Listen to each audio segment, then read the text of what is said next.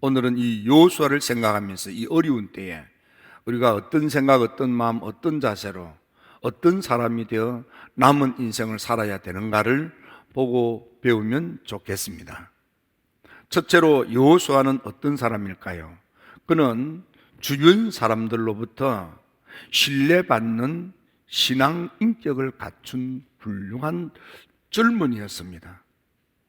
그는 생선 가게의 아들, 생선 가게는 비린내 나는 업이고, 그래서 이스라엘 백성들이 비록 생선 좋아하지만 그러나 비린내 나는 생선을 잡거나 만지는 것은 천한 직업으로 여겼습니다. 우리나라도 옛날 그 백정이라고 하면서 소를 잡는다든지 돼지를 잡는다든지 하는 그런 일을 하는 사람을 천한 직업으로 여겼던 것과 비슷한 것입니다.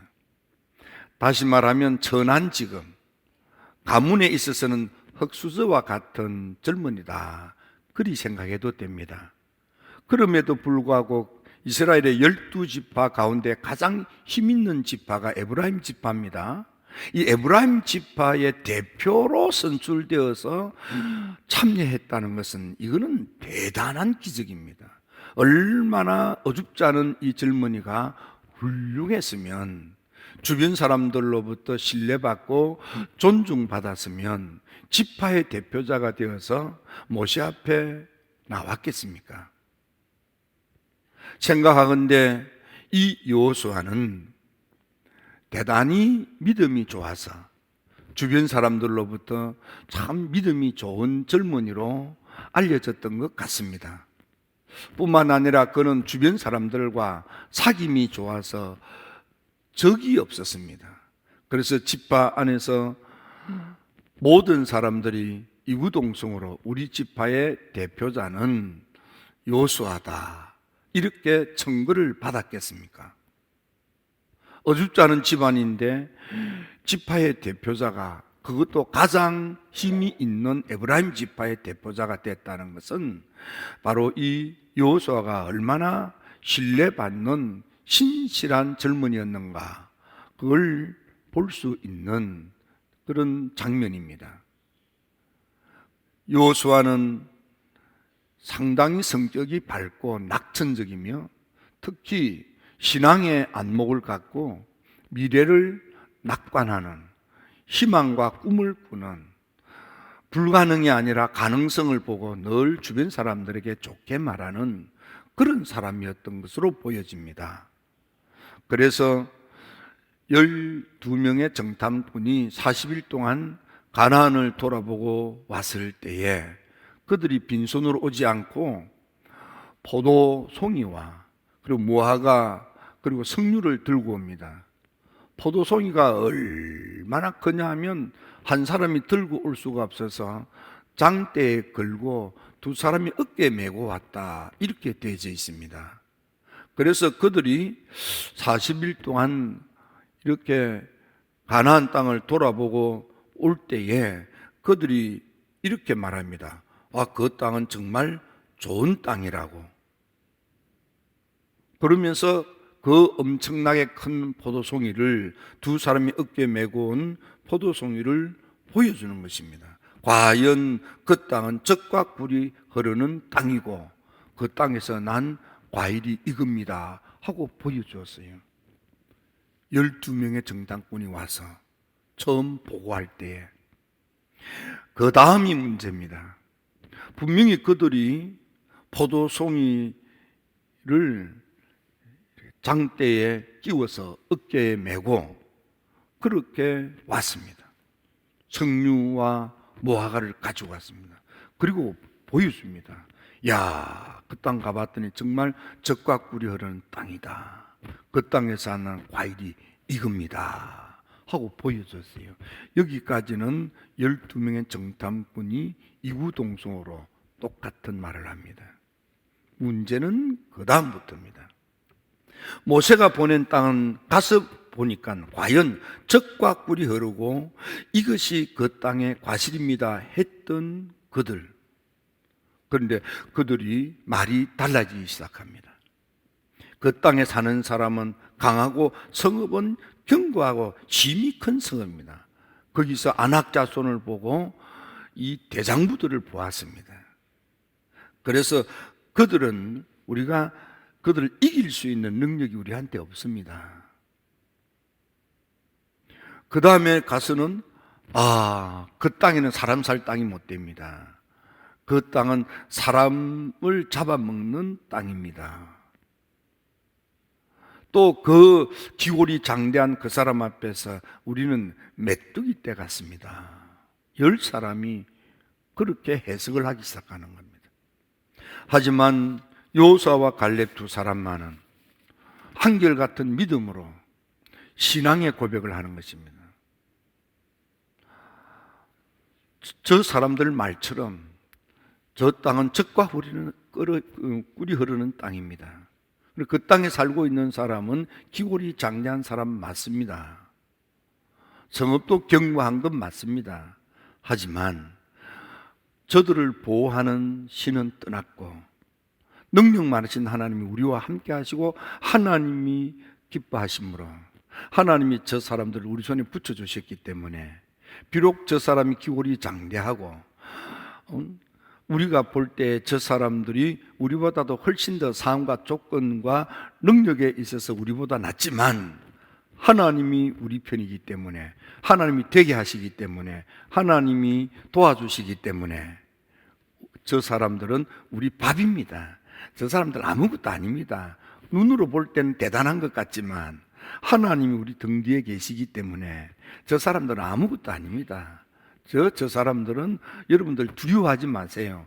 겁먹지 마세요. 무서워하지 마세요. 그렇게 하는 거예요. 불행하게도 이스라엘 백성들은 10사람이 와글거리는 여론에 휘말려서 울고불고 밤새도록 성경에 보면 울고불고 했다고 그랬습니다. 너무 답답해서 여호수아와 갈렙 두 사람은 너무 답답해서 믿음의 안목으로 볼 때 너무 답답해서 얼마나 답답하면 옷을 벗는데 그냥 벗지 못해가지고 그냥 어떻게 너무 급하게 벗다 보니 옷이 북 찢어졌어요. 옷을 찢고 이렇게 되어 있습니다. 그리고 이스라엘 백성들에게 간곡하게 외치기 시작한 것입니다. 이런 것으로 보아서 바로 이 여호수아와 갈렙 그리고 여호수아와 갈렙이 나서서 이런 말을 할 때에 이스라엘 백성들이 10사람의 와글거리는 여론몰이에 그냥 밤을 새워서 울고 부울고 하는 그 사람들이 잠잠해지는 거예요. 이는 곧 여호수아가 갈렙이 그만큼 신뢰받는 지도자였다, 그런 뜻입니다. 10사람이 와글거리니까 여호수아와 갈렙 두 사람의 목소리는 작잖아요. 10사람의 여론몰이를 하는데 그게 어떻게 대항이 되겠습니까? 하지만 평소에 여호수아 갈렙 이 두 젊은이가 얼마나 주변 사람들한테 신뢰받는 사람이었으면, 그것도 젊은인데 얼마나 저 사람은 참 신앙적이고 신실하고 거지럽고 믿고 따를 수 있는 사람, 믿고 세울 수 있는 사람, 그런 젊은이로 보였으면 그랬겠습니까? 그렇다면 오늘을 사는 우리 힐탑의 가족 여러분, 여러분들은 주변 사람들에게 과연 여호수아 갈렙처럼 얼마나 신뢰받는 사람입니까? 주변 사람들에게 얼마나 여러분들은 믿을 수 있는 사람이며 얼마나 믿음 좋은 사람으로, 믿어도 되는 사람으로, 믿고 따르도 되는 사람으로, 저 사람 말 들으면 손해볼 거 없다, 저 사람 말 들으면 잘 된다, 그런 신실한 분이십니까? 여러분들은 다른 모든 사람들이 나쁜 그런 악평, 나쁜 소문, 나쁜 여론몰이가 있다 할지라도 여러분이 아닙니다. 그렇게 하는 사람이고 또 그 말을 주변 사람들이 여러분들을 믿어주겠습니까? 나는 누구인가를 살펴보면서 여호수아가 얼마나 위대한 신실한 신앙 인격자인가를 우리는 볼 수 있습니다. 그런가 하면은 주변 사람들로부터, 지파로부터 우리 지파의 대표자로 이렇게 택함받고 보냄받았던 그 신앙의 신실한 인격을 가졌던 이 여호수아, 더 놀라운 것은 주변 가족들, 지파는 친인척이라 이 말이야. 가족들 틈에서도 신뢰받을 뿐만 아니라 더 놀라운 것은 윗사람으로부터도 인정받는 성실한 사람이었습니다. 모세 앞에 얼마나 많은 이스라엘 젊은이들이 있습니까? 그런데 모세가 얼마나 그 가운데 눈에 들었으면, 마음에 들었으면 여호수아를 특별히 택하여 수종들게 했겠습니까? 아니 어쩌면 여호수아가 자청해서 모세 목사님을 섬겼던 것 같습니다. 그래서 성경에 보면 여호수아는 모세를 수종들었다 이렇게 되어 있습니다. 수종든다는 게 뭡니까? 시종이 된다, 몸종처럼 받들어 섬긴다, 그런 뜻입니다.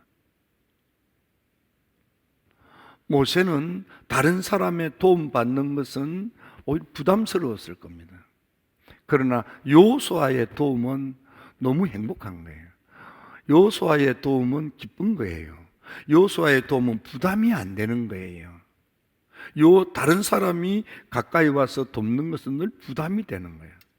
그런데 여호수아의 돕는 것은 너무 그것 자체가 기쁘고 즐겁고 행복한 거야. 곰곰이 생각하니까 모세는 그 많은 젊은이들이 있었겠는데 여호수아는 너무 편한 거야. 여호수아가 수종드는 것이, 여호수아가 시종이 되어서 몸종처럼 섬겨주는 것이 너무 고맙기도 하고 전혀 부담이 되지 않는 거예요. 믿고 무슨 일이든지 맡길 수도 있는 사람인 거예요. 그래서 모세가 은혜를 받기 위해서 시내산에 갈 때도 다른 젊은이 데리고 가지 않고 여호수아만 데리고 올라갔습니다. 마치 예수님께서 12제자 가운데 베드로, 야고보, 요한 세 제자를 데리고 변화산에 올라가서 그런 신비한 체험을 했던 것처럼 모세도 시내산에 갈 때에 여호수아를 데리고 갔어요. 어쩌면 야, 가고 싶은 사람 있냐? 아마 그랬었는지도 모르지 않겠습니까? 상상해 보면. 그런데 아무런 젊은이도 지금 나서지 않아요. 그런데 여호수아만은 따라 나서는 거예요. 여호수아를 데리고 지금 시내산 꼭대기는 말이야, 구름 기둥, 불기둥이 거기에 드리워져 있어요. 그래서 많은 사람이 무서워해요. 근데 모세가 그 산으로 가야만 되는 거예요. 너 좀 같이 가자. 그렇게 할 수 있는, 어렵고 힘든 일을 부탁할 수 있는 젊은이가 여호수아예요. 놀라운 것은 여호수아는 두말하지 않고 따를 뿐만 아니라 모세가 하루 일과를 마치고 툴툴 떨고 집으로 갑니다. 그런데 그 회막이라고 하는 성막 예배당을 누가 지키느냐 말이에요. 여호수아는 집에도 가지 않고 모세가 일을 마치고 퇴근하고 나면 남은 성막을 거기 남아서 당직을 서면서 파수꾼이 되어서 문지기가 되어서 거기 지키는 사람이 여호수아 한 사람밖에 없어요. 여러분들은 이 사람한테 어떤 성실한 사람으로 인정받고 있습니까? 여호수아는 스승 모세한테, 윗분한테 가장 성실한 사람으로 인정받아.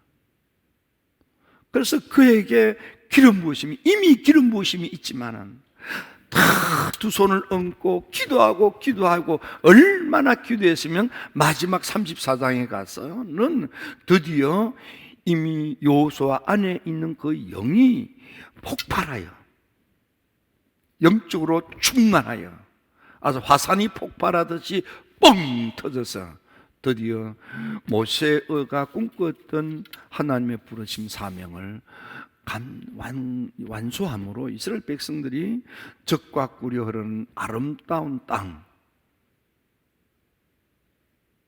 가나안의 축복을 받아 누리게 했겠습니까? 세 번째, 여호수아는 이렇게 주변 사람, 가장 가까운 친인척들로부터도 인정받을 뿐만 아니라 윗분으로부터 인정받고, 세 번째로 그는 하나님으로부터 인정받는 사람입니다. 하나님이 보시니까 이 땅에 얼마나 많은 사람입니까? 그런데 유독 그를 지목하고 불렀어요. 이 사람이면 되겠다. 성경에 보면 여호수아는 하나님의 신에 감동된 자 이렇게 되어 있고, 어떤 번역본을 보면 그 하나님의 영이 그 속에 머무는 자 이렇게 되어 있습니다. 여호수아는 모세를 통해서 이미 은혜를 받고 하나님의 영이 그 안에 머물러 있습니다. 하나님의 그 성령의 거룩한 감동에 이끌려 사는 사람이에요. 신에 감동된 자, 이 말은 감동, 성령의 이끌림을 받는 사람, 그런 뜻입니다. 그러니까 하나님께 붙잡혀 하나님께 쓰임받는 신실한 사람이다 이 말이에요. 그게 여호수아예요. 그래서 그는 하나님의 영에 이렇게 영이 머물러 있는 사람, 아쿠펀시예요. 그분이 나를 점거하고 있어요. 성령 하나님 그분의 영이 내 안에 머물러 있다는 것은 그분이 내 심령을 점령하고 있는 거예요. 점유하고 있는 거예요. 점거하고 있는 거예요. 그분이. 성령 하나님이 날 점거해서, 그래서 나를 지배하고 통치하고 다스려 이끄시는 거예요. 그분이 이끄는 리드에 내가 이끌려가는 것. 그래서 여호수아는 여호와를 온전히 순종하였다 그랬습니다. 성령의 거룩한 감동이 왔을 때에 비로소 우리 온전한 순종이 되는 거예요. 이게 여호수아예요. 마음의 감동이 있어야. 더구나 요단강을 건너고 여리고성을 향해 갈 때 여호와의 군대 장관이 나타났습니다. 마치 모세가 출애굽기 3장의 호렙산에서 타오르는 떨긴나무 불길 앞에 가까이 다가갈 때 하나님께서 모세야, 너 그 발에서 신 벗어. 지금 네가 선 땅은 거룩한 땅이야. 내 땅이야. 그 말입니다. 모세가 멈거리지 않고 신을 벗고 거룩한 땅에 섰습니다. 그게 뭡니까? 모세야, 신을 벗어. 이 말은 넌 내 종이야. 그 말이에요. 비슷하게 여호수아도 여호와의 군대 장관이 앞길을 턱 가로막고 네가 선 땅은 거룩한 땅이다. 발에서 신 벗어. 이 땅 거룩해. 그 말에 또 다른 뜻은요, 넌 하나님의 종으로 살겠느냐 그 말이에요. 넌 하나님을 위하여 살겠느냐 그 말이에요. 넌 하나님을 위하여 목숨을 바치겠느냐 그 말이에요. 여호수아는 뭉클이지 않고 그 발에 신을 묶고 난 하나님을 위해서 사는 하나님의 종이 되어 살다가 하나님의 사람이 되어서 살다가 하나님께 가겠습니다 그 말이에요. 그래서 그는 그렇게 하나님을 섬겼다 이렇게 되어 있습니다. 하나님께서 이 여호수아 젊은이들에게 은혜를 주었는데 다른 사람들도 다 은혜 받았지만은 여호수아는 하나님의 은혜를 받아들일 뿐만 아니라 하나님의 은혜가 내 속에서 살아서 역사하도록 하나님의 능력의 감동을 수용하는 거예요. 그리고 그 감동에 따라 온전히 이끌려 헌신하는 거예요. 나의 안목과 나의 생각과 나의 형편에 좌우되지 않고 하나님의 거룩한 감동에 따라 아멘, 아멘하고 순종하고 옷을 벗고 신을 벗고 여호와를 섬기는 사람이 된 것입니다. 얼마나 위대합니까? 그런 모세를, 그런 여호수아를 모세가 얼마나 귀히 여겼으면 머리에 손을 얹고 안수기도 하고, 머리에 손을 얹고 안수기도 하고, 죽음을 앞두고 애절하게 기도하고 마지막 모세가 한 것도, 죽기 전에 마지막 한 것도, 마지막 내 아들 같은 여호수아야 이리 와, 무릎 꿇어 고개 숙여, 그 머리에 손을 얹고 안수 기도하여 하나님의 지혜의 영이 빵 하고 드디어 폭발하는 거예요. 충만해지는 거예요. 그리고 모세는 숨을 거두는 거예요. 그리고 그때부터 여호수아가 이스라엘의 백성을 이끄는 하나님의 종이 되는 거예요. 얼마나 멋지고 장엄하고 위대합니까? 여러분은 어떻습니까? 사도 바울은 이 로마 교인들에게 편지를 쓸 때에 너희도 그들 중에서 예수 그리스도의 것으로 부르심을 입은 자, 예수를 믿는 믿음의 성도들은 다 그리스도의 것으로 부르심을 입은 자래요. 여러분, 예수님의 십자가로 허물과 죄를 사함받고 여러분들 구원받았습니까? 그렇다면, 구원받았다면 여러분들은 여러분의 것이 아니고 그리스도의 것입니다. 여러분 얼마나 주님의 사람이 되어서 삽니까? 여러분은 누굽니까? 정말 여러분은 주님의 사람 맞습니까? 나의 허물과 죄를 속량하기 위하여 십자가에서 피를 다 쏟아부으신 그 주님의 사람 맞습니까?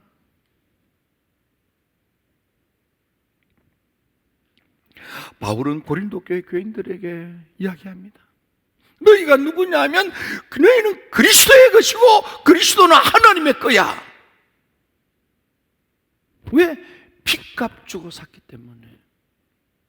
고린도 교회 교인들이 네가 똑똑하니 내가 잘나니 찌지고 볶고 싸우는데 너희들 정신 차려. 지금 너희들은 어떤 사람이냐 하면 그리스도의 사람이 돼야 돼. 지금 너희들 뭐 하고 있는 거냐?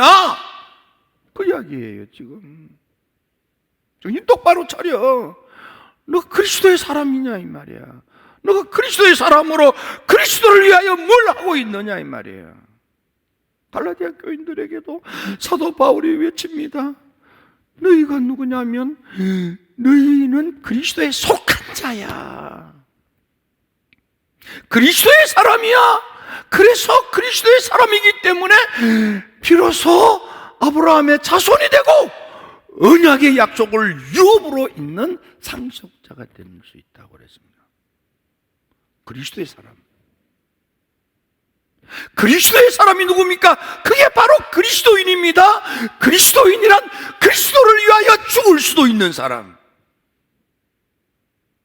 그래서 사도 바울은 로마 교회 교인들한테 편지를 쓸 때 14장에 뭐라고 그랬습니까? 우리는 살아도 주를 위하여 살고 죽어도 주를 위하여 죽나니 그러므로 사나 죽으나 우리가 다 그리스도의 것이니라. 하나님 마음에 쏙 들었던 여호수아. 여러분은 어떤 사람이 되려고 하십니까? 여러분은 어떤 사람이 되어야 합니까? 어떤 사람이 되어야만 할까요? 선택은 여러분이 하는 것입니다. 여호수아가 생을 마치고 마지막에 나와 내 집은 여호와만 섬기리라. 너희들 선택해라.